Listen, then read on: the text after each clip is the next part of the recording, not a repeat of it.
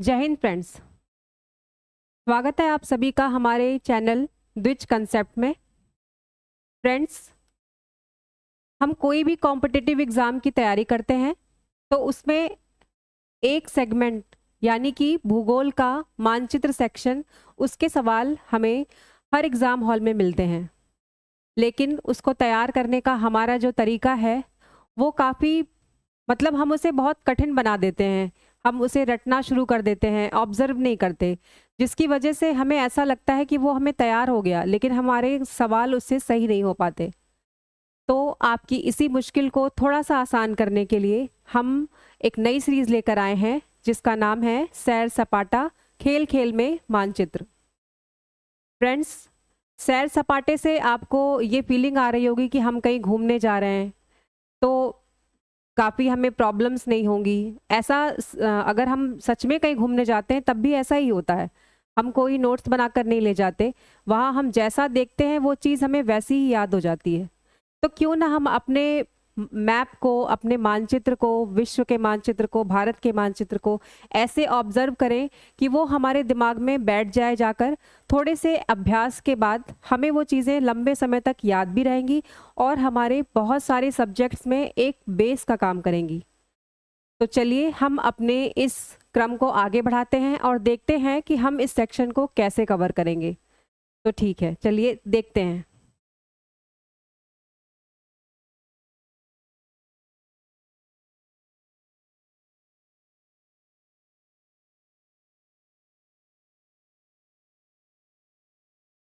हम अपने मानचित्र सेक्शन को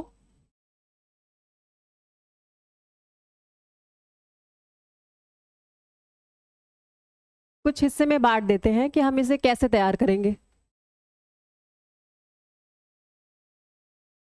सबसे पहले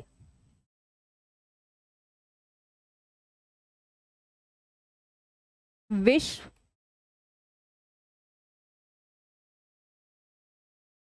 इसको तैयार करने के लिए हम कॉन्टिनेंट यानी महाद्वीपों के हिसाब से इसे तैयार करेंगे, जिसमें सबसे पहले, जैसा कि मैं लिख रही हूं वैसे ही हम चलेंगे।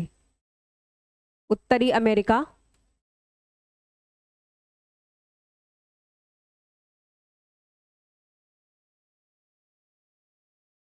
दक्षिणी अमेरिका,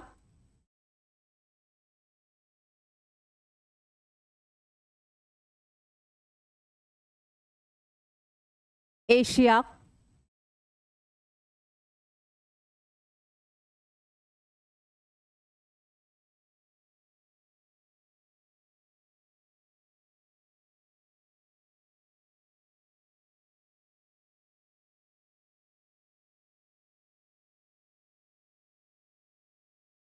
अफ्रीका,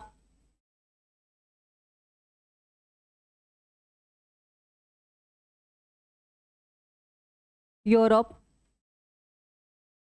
और छोटा सा हिस्सा महासागर हम अलग से लिख दे रहे हैं,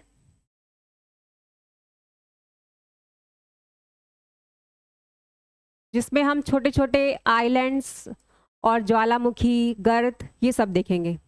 अब हम चलते हैं कि हमें भारत के मैप को कैसे कवर करना है।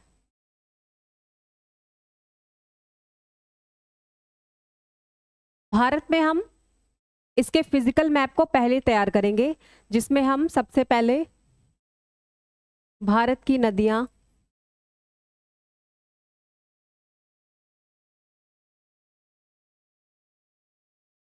पर्वत, पठार,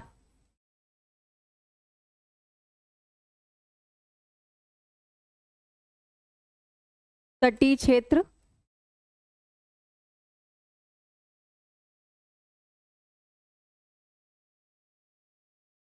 द्वीप और इसके साथ साथ हम पॉलिटिकल मैप भी तैयार करेंगे और फिर नेशनल पार्क, बायोस्फीयर रिजर्व्स और धीरे धीरे रामसर साइट, ये सब हम भारत के नक्शे में तैयार करेंगे।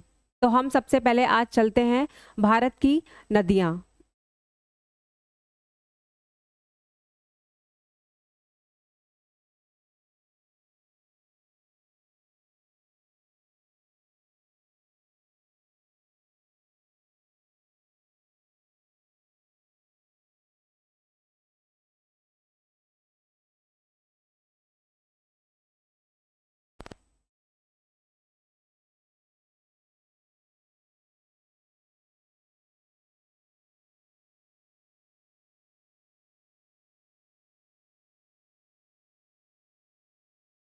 इसे 2 पार्ट्स में बांट लेते हैं। इसे तैयार करने का सही तरीका यही है।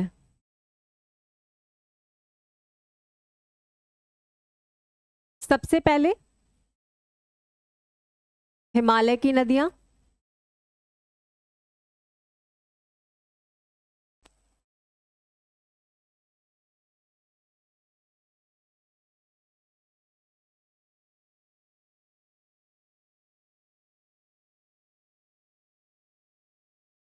जिसमें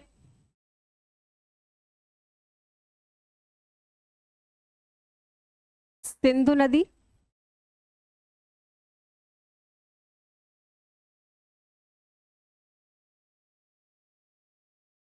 गंगा नदी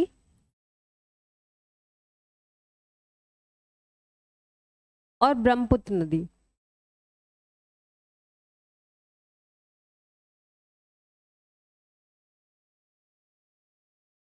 ये सिर्फ एक नदी नहीं बल्कि पूरा का पूरा रिवर सिस्टम है, पूरी ट्राइबेटरीज है, नदी तंत्र है, जिसमें हमें एक एक करके इन्हें पढ़ना होगा।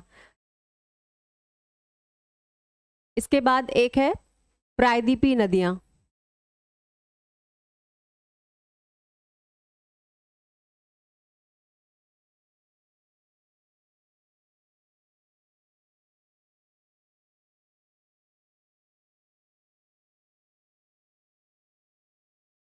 अरब सागर में जिन नदियों का निकास होता है,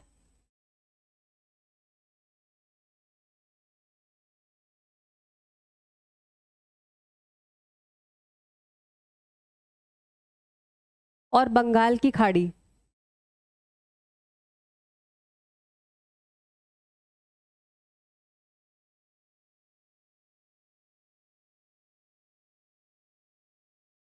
इन दोनों नदियों में ये अंतर है कि जो हिमालय की नदियां होती हैं वो पूरे वर्ष यानी कि 12 महीने उनमें पर्याप्त जल होता है। क्यों? क्योंकि उनका उद्गम क्षेत्र ग्लेशियर्स के यानी कि हिमनदों के आसपास होता है, हिमनदों से होता है। और जो हमारी प्रायद्वीपीय नदियां हैं इनका इनका जल सिर्फ और सिर्फ वर्षा पर ही डिपेंड होता है। तो चलिए हम सबसे पहले सिंधु नदी को समझते हैं।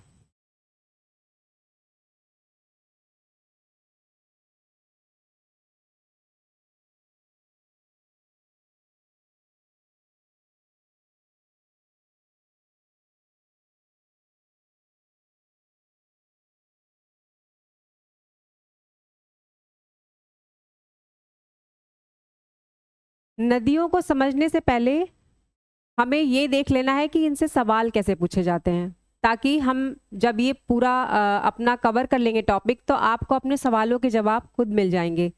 सबसे पहले इसमें से कुछ तरीके के सवाल आते हैं, वो आप देख लीजिए।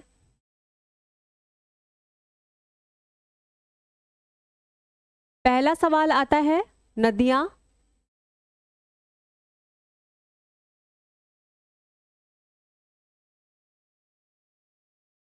सहायक नदियां।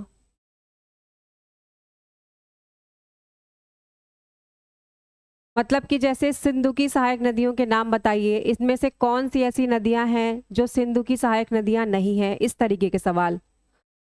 दूसरा सवाल आता है,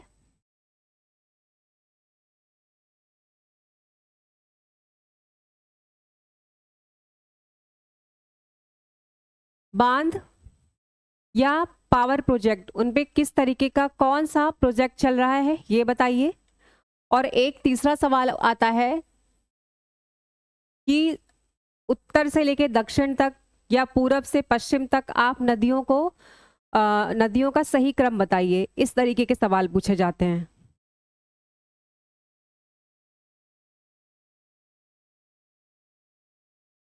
तो पढ़ते वक्त आप इन सब चीज़ों का ध्यान रखिएगा और सवाल के जवाब आपको खुद ही मिल जाएंगे।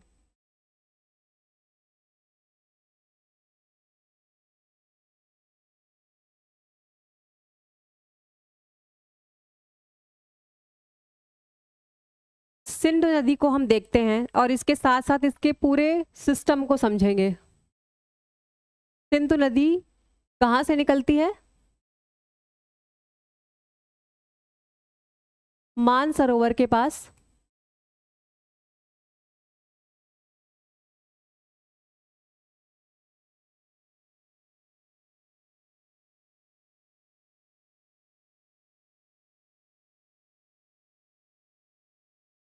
बोखरचू हिमनद।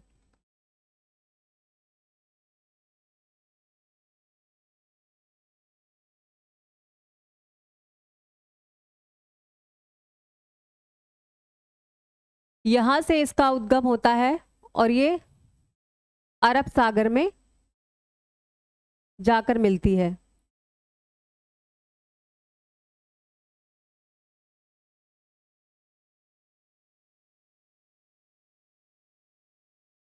आइए देखते हैं कि अब हम इस नदी के रास्ते में कौन कौन सी सहायक नदियां हैं और चलते हैं इसकी सैर पर।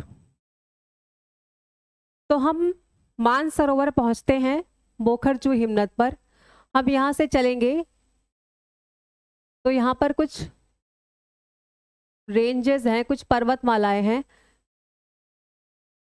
सबसे पहले लद्दाख,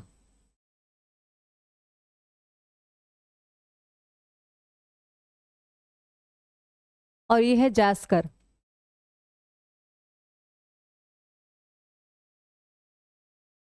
अगर हम बोखरचू हिमनद से अरब सागर की तरफ जाते हैं तो हमारे राइट साइड में लद्दाख है और लेफ्ट में जास्कर है। मतलब अगर ये पूछते हैं कि सिंधु की दाईं तरफ वाली सहायक नदियों के नाम बताइए या बाईं तरफ की बताइए, तो उसमें आप कंफ्यूज मत होइएगा।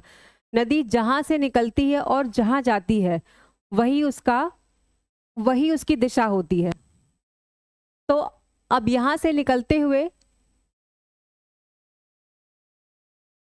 इसे तिब्बत में, यानी कि अभी हम तिब्बत में हैं और यहाँ सिंगी खम्बान के नाम से जानी जाती है।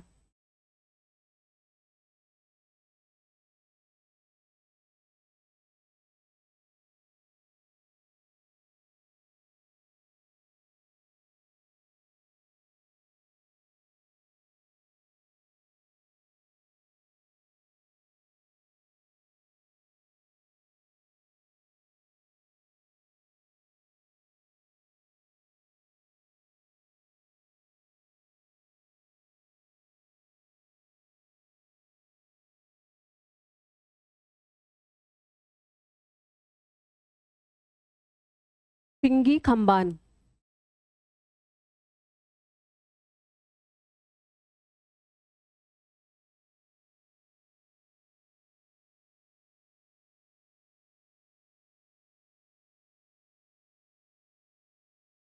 ये तिब्बत में सिंधु नदी को सिंगी खम्बान के नाम से जाना जाता है या शेरमुख। अब हम जैसे ही लद्दाख रेंज को क्रॉस करते हैं हम भारत में प्रवेश कर जाते हैं, यानी कि यहाँ लेह,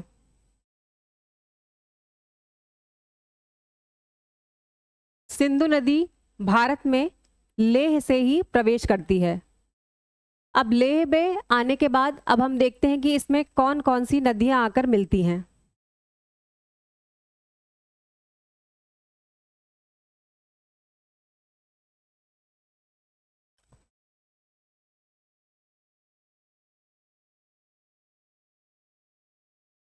श्योक,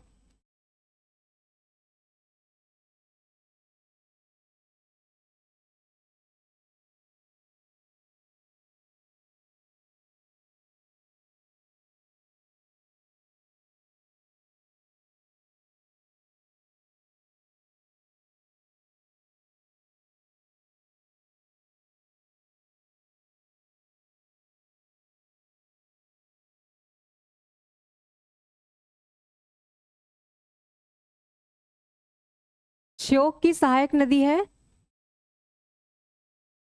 नुब्रा।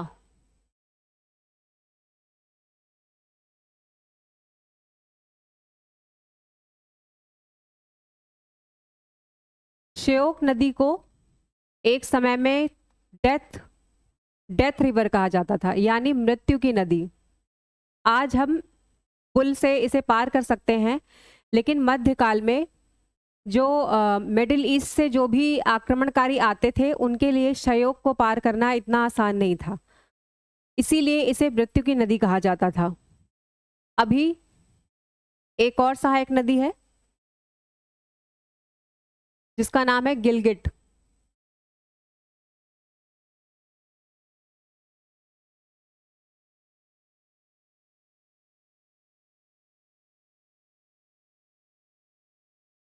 यहाँ जैस्कर रेंज की तरफ से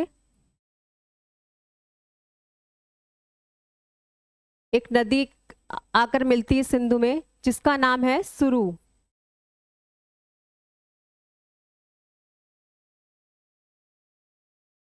जैस्कर जिसकी सहायक नदी है।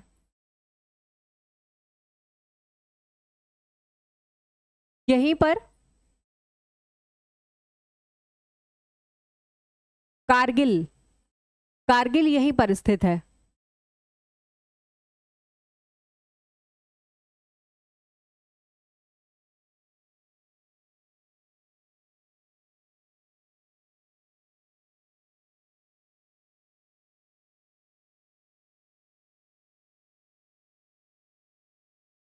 आपने देखा, हम जैसे ही गिलगिट को पार करते हैं, यहां से सिंधु नदी पाकिस्तान में प्रवेश कर जाती है।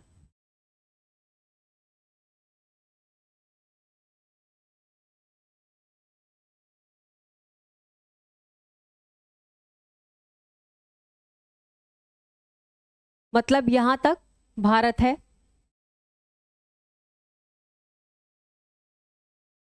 अब इसमें पाकिस्तान से कुछ नदियां आकर मिलती हैं, जिनमें सबसे पहले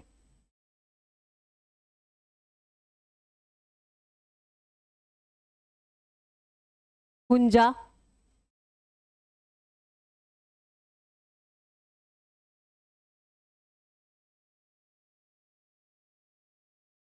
शिगार,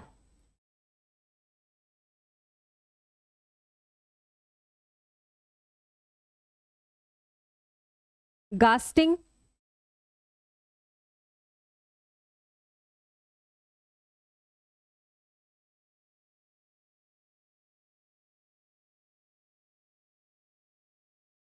और द्रास।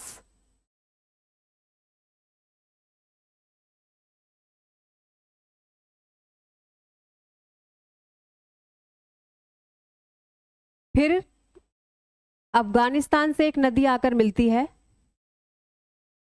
काबुल।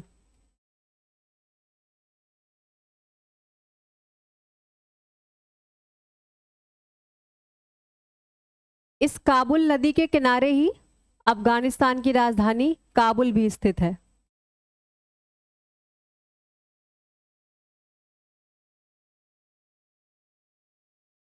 अब यहां से एक रेंज है सुलेमान। सुलेमान पर्वत अफगानिस्तान और पाकिस्तान की प्राकृतिक सीमा को बनाता है।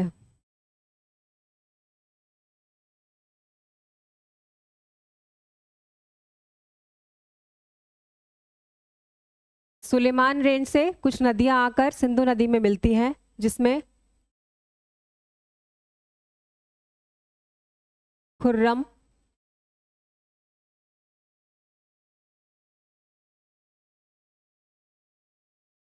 तोची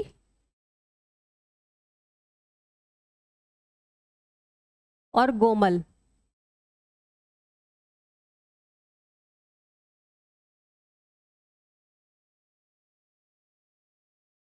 आपने देखा, ये सारी नदियां सिंधु की दाईं तरफ हैं। तो अगर आपके सामने सवाल आ जाए और इनमें से कोई भी नदी ना हो, तो आप उसको अपने हिसाब से सही सॉल्व कर सकते हैं। अब हम देखते हैं कि यहाँ पर भारत की तरफ से कुछ नदियां आकर मिलती हैं, जिन्हें पचनदा के नाम से जाना जाता है, जिसमें चेनाब ही वो नदी है जो बाकी की 4 नदियों को अपने साथ लाकर सिंधु नदी में मिलती है। ये कौन कौन सी नदियां हैं, हम इनका छोटा सा चित्र यहाँ देख लेते हैं, फिर हमें इन्हें अलग से पढ़ना पड़ेगा। झेलम,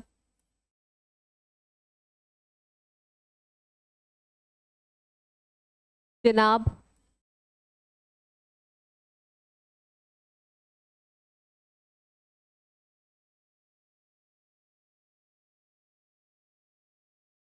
रावी,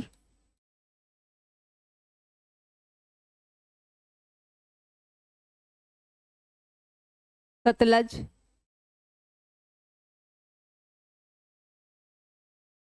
और ब्यास।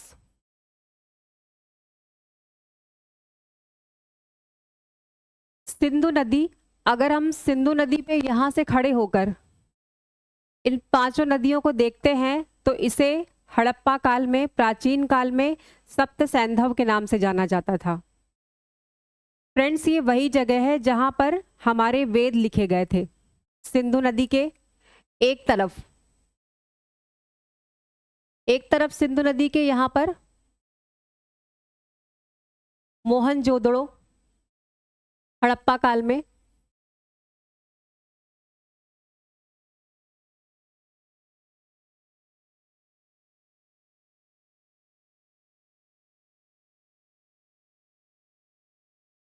और दूसरी तरफ कोट दीजी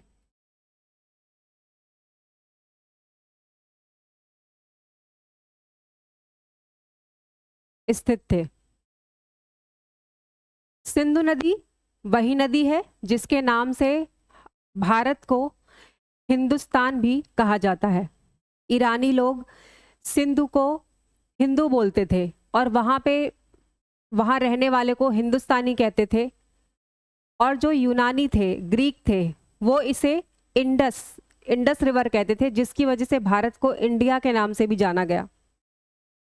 सिंधु नदी के बारे में आप ये भी जान लीजिए कि जब भारत का विभाजन हुआ उस वक्त एक बहुत बड़ी समस्या खड़ी हो गई कि सिंधु नदी का भी बंटवारा होना चाहिए। सिर्फ सिंधु का ही नहीं बल्कि इन पांचों नदियों का भी बंटवारा होना चाहिए।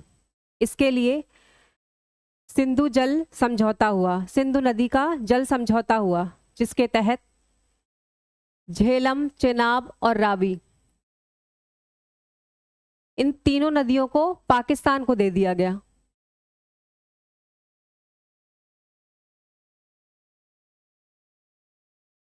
सॉरी, सिंधु, झेलम और चेनाब,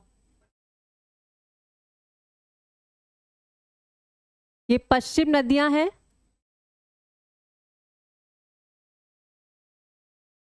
जिन्हें पाकिस्तान को दे दिया गया।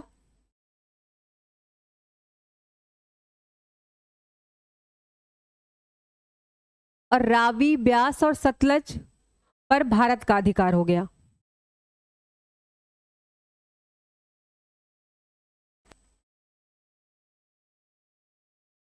मतलब कि भारत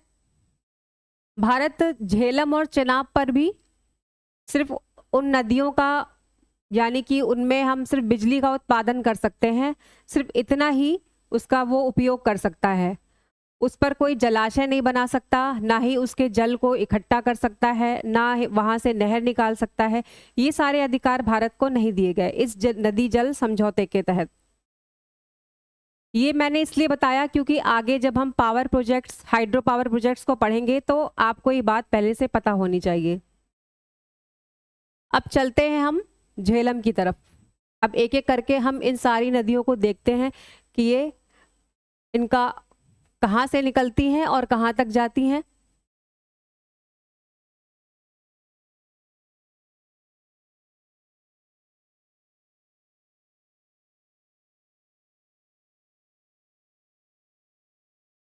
ये एक पर्वत है, पीर पांजाल।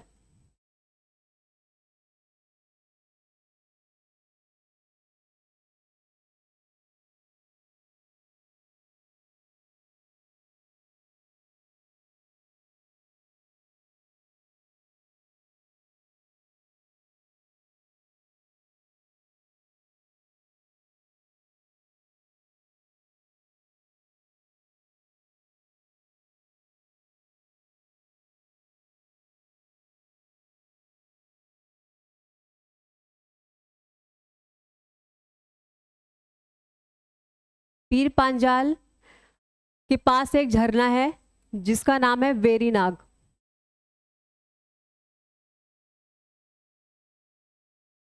झेलम नदी का उद्गम इसी झरने से होता है। झेलम नदी के बारे में आप इतना जान लीजिए कि झेलम को, ये वही नदी है जिस नदी के तट पर सिकंदर और पोरस का युद्ध हुआ था। पोरस की हार तो नहीं, पोरस तो हार गए थे, लेकिन फिर भी सिकंदर ने उनकी बहादुरी की बहुत प्रशंसा की थी। झेलम नदी का बहाव ऐसा था कि बाबर ने और उनके सैनिकों ने यहाँ इसे पार करने से मना कर दिया था। बाबर ने बड़ा ही हौसला उनका बढ़ाया कि इसे पार करते हैं, पार करो जन्नत मिलेगी, लेकिन सैनिक इसके लिए तैयार नहीं थे। क्यों नहीं तैयार थे? क्योंकि इसका प्रवाह बहुत ही अधिक था। अब झेलम नदी पर हम ये देखते हैं कि इस पे कुछ हाइड्रो पावर प्रोजेक्ट्स लगाए गए हैं, जिनमें हैं सबसे पहले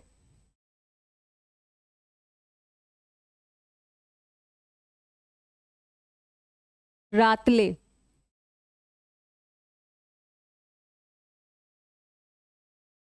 यहाँ है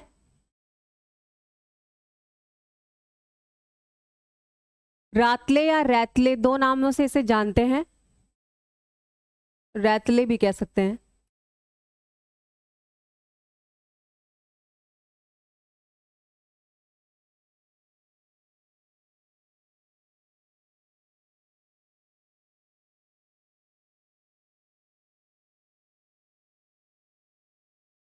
यहाँ वुलर झील है,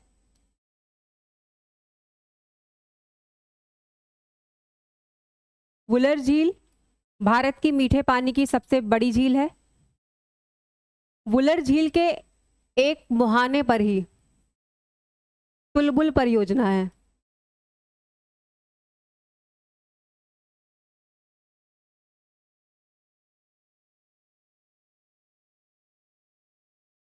इसके बाद किशन गंगा झेलम की सहायक नदी है।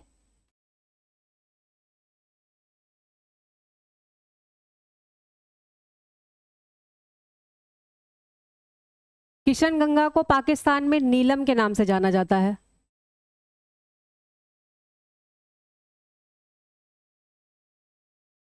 यहाँ पर किशन गंगा परियोजना चलाई गई।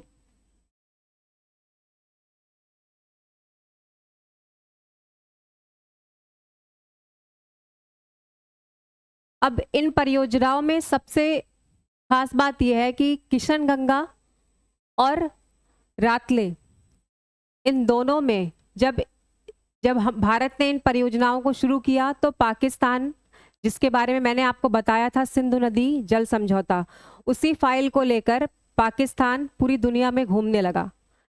फिर हेग पहुंच गया, अंतर्राष्ट्रीय न्यायालय, जहां पर हेग में पाकिस्तान ने आरोप लगाया कि सिंधु नदी जल समझौते का उल्लंघन किया जा रहा है। फिर वहां से ये फैसला आया कि भारत कहीं पर भी सिंचाई के लिए या जल को इकट्ठा करने का कोई काम नहीं कर सकता। वो रनवे, मतलब कि रन टू रिवर, बहते जल में वो बिजली का उत्पादन कर सकता है। जब तक कि कोई आपातकाल ना आ जाए, जल को इकट्ठा नहीं किया जाएगा। तो फिर परियोजनाओं को आगे बढ़ाया गया। अब ये झेलम नदी यहाँ झंग में पाकिस्तान के झंग में चेनाब से आकर मिल जाती है।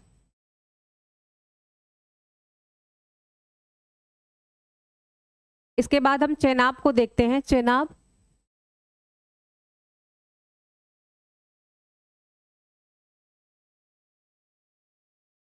चंद्र और भागा,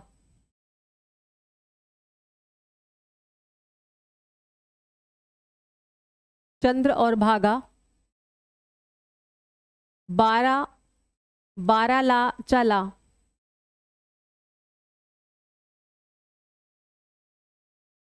बारह लाचा, दर्रे से निकलकर चंद्र और भागा जब आपस में मिल जाती हैं तो इन्हें चेनाब कहा जाता है। ये जिस जगह पे मिलती हैं उसका नाम है तांडी। ये हिमाचल प्रदेश का लाहौल स्पीति क्षेत्र है। चंद्र और भागा, चेनाब नदी। चेनाब नदी का भी इतिहास में कोई छोटा नाम नहीं है। चेनाब नदी पर एक बांध है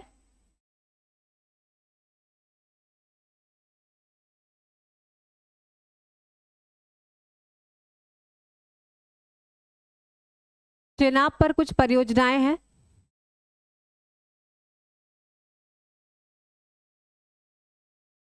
चेनाब की एक सहायक नदी लिख लीजिए पहले, तवी। यहां पर चेनानी जल विद्युत परियोजनाएं हैं। ये है दुलहस्ती।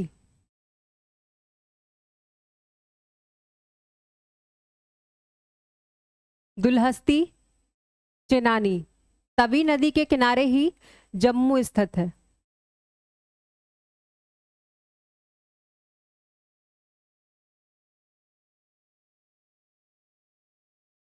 ये परियोजनाएं हैं सलाल।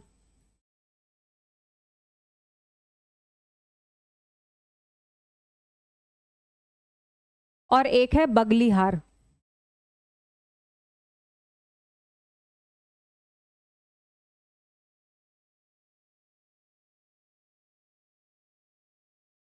चेनाब वही नदी है जहां पर हीर रांझा, सोनी महिवाल आदि की कहानियां बिखरी पड़ी हैं।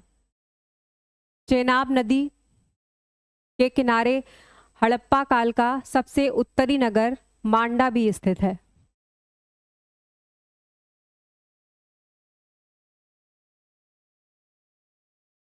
चेनाब नदी के किनारे ही चंबा,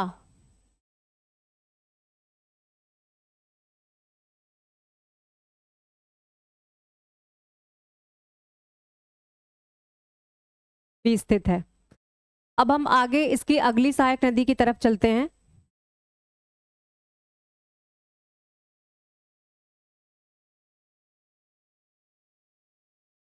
रावी।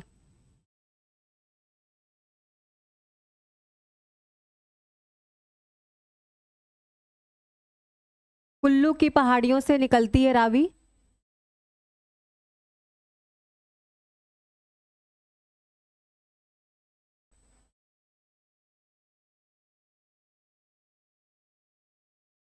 कुल्लू की पहाड़ियों से निकलकर चेनाब नदी में मिल जाती है।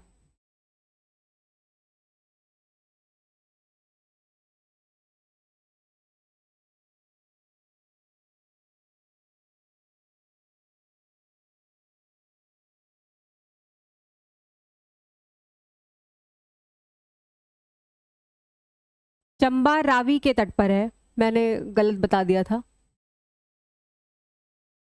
कुल्लू की पहाड़ियों में से निकलती है रोहतांग पास। रोहतांग पास से होकर रावी नदी चेनाब में जाकर मिलती है। रावी के तट पर ही चंबा स्थित है।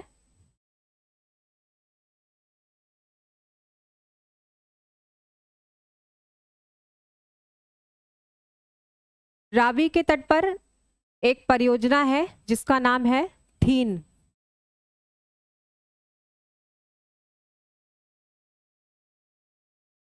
जिन्हें रणजीत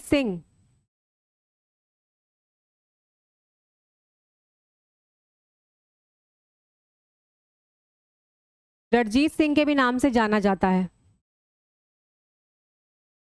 रावी के तट पर एक तट पर अमृतसर,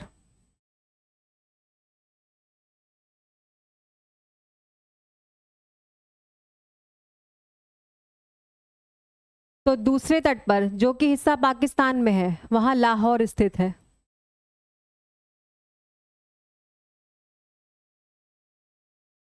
मित्रों, रावी ही वो तट है जहां पर लाहौर में 1929 का ऐतिहासिक सम्मेलन हुआ था कांग्रेस का, जिसमें हमारे भारत के पहले प्रधानमंत्री पंडित जवाहरलाल नेहरू ने भारत में पूर्ण स्वराज की उद्घोषणा की थी और तिरंगे को सबसे पहले यही लाहौर में लहराते हुए रावी नदी के तट ने देखा था। रावी के तट पर ही गुरु नानक देव का भी जन्म हुआ था और यही वो क्षेत्र है जहां पर हमारे सिख धर्म का भी जन्म हुआ था। अब हम आगे चलते हैं। रावी को वैदिक काल में परुषणी के नाम से भी जाना जाता है। अब हम अपनी अगली सहायक नदी को देखते हैं, जिसका नाम है व्यास। हमने आपको यहां पर बताया था पीर पांजाल। पीर पांजाल, यहीं पर आप देख लीजिए, यहीं पर एक कुंड है, व्यास कुंड के नाम से जाना जाता है। और इसी व्यास कुंड से व्यास नदी का उद्गम होता है।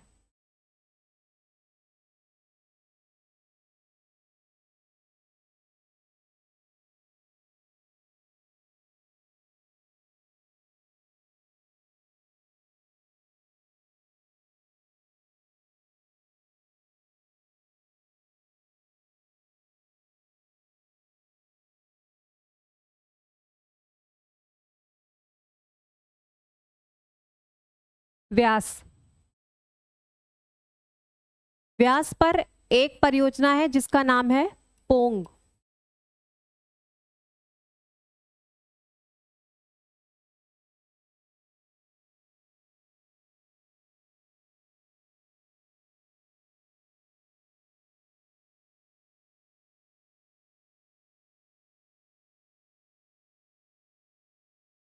पोंग परियोजना।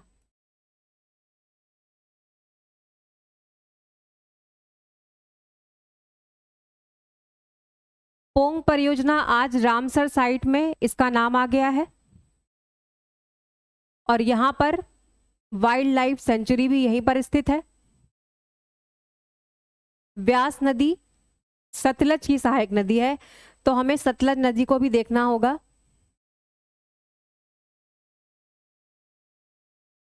सतलज, मैंने बताया था आपको पहले सिंधु नदी। सिंधु नदी मानसरोवर से निकलती है और उसी के पास से, यहां बना लेते हैं, मानसरोवर के पास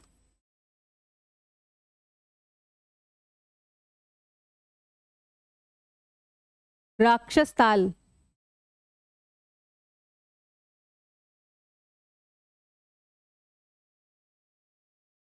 से सतलज निकलती है,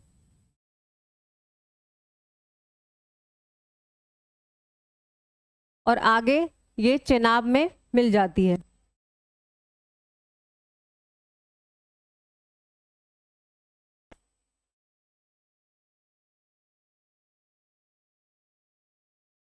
ये चेनाब में मिलने वाली सबसे अंतिम नदी है, क्योंकि ऐसे सवाल पूछे जाते हैं कि कौन सी नदी पहले मिल रही है, कौन सी बाद में। तो इस क्रम को आपको याद रखना पड़ेगा।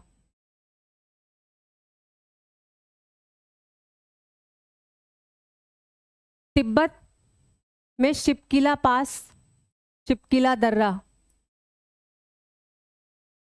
शिपकिला,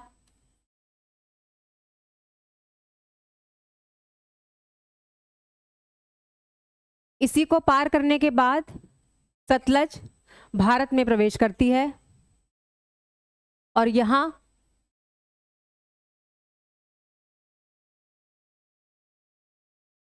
इस पर कुछ परियोजनाएं हैं। जल विद्युत परियोजना, जिसमें है सुन्नी,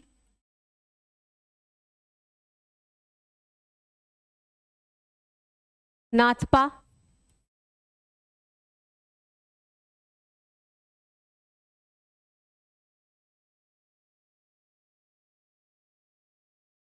सुन्नी नाथपा,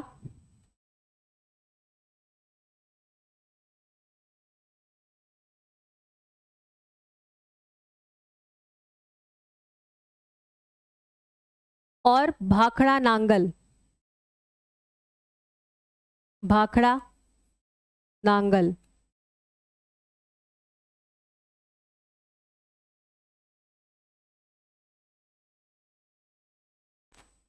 भाखड़ा और नांगल दो अलग अलग गांव हैं, जिसमें नांगल पंजाब में और भाखड़ा हिमाचल प्रदेश में स्थित है। इसी के पास गोविंद सागर जलाशय है,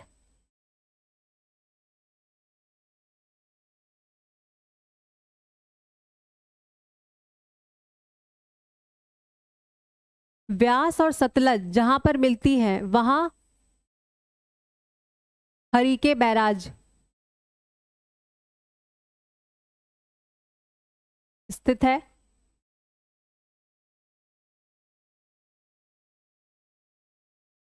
और यहीं से दो नहरें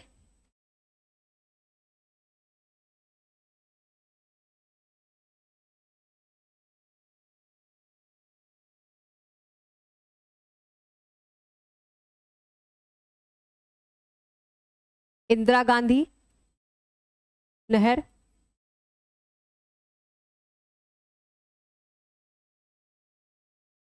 इंदिरा गांधी नहर ही वो नहर है जिसकी वजह से राजस्थान में आज एक तरीके से क्रांति आई और वहां पर वहां की जो मरुभूमि थी उनकी समस्या को इसी नहर की कारण दूर किया जा सका। और ये है गंग नहर।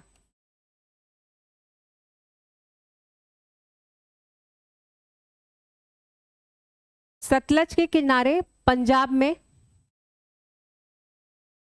एक यहाँ पर लुधियाना,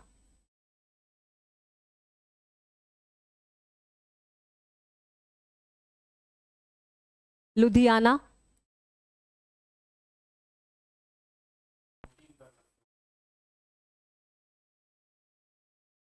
लुधियाना स्थित है। व्यास और सतलज के बीच में पंजाब का ही एक क्षेत्र है जिसको हम जालंधर के नाम से जानते हैं। जालंधर।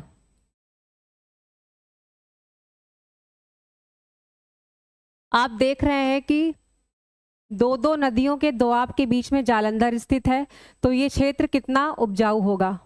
आपने सिंधु से लेके सतलज की यात्रा की और देखा यहाँ की कैसे इसका विस्तार है। सप्त सैंधव के नाम से जानी जाती है, पचनदा के नाम से हम इन 5 नदियों को जानते हैं और पचनदा की वजह से ही इसे पंजाब के नाम से भी जाना जाता है। इस क्षेत्र को पंजाब कहा जाता है। आज के लिए इतना ही। आपने देखा, समझा, और हम आगे जब अगली क्लास में मिलेंगे तो हम गंगा नदी तंत्र को लेकर आएंगे। धन्यवाद।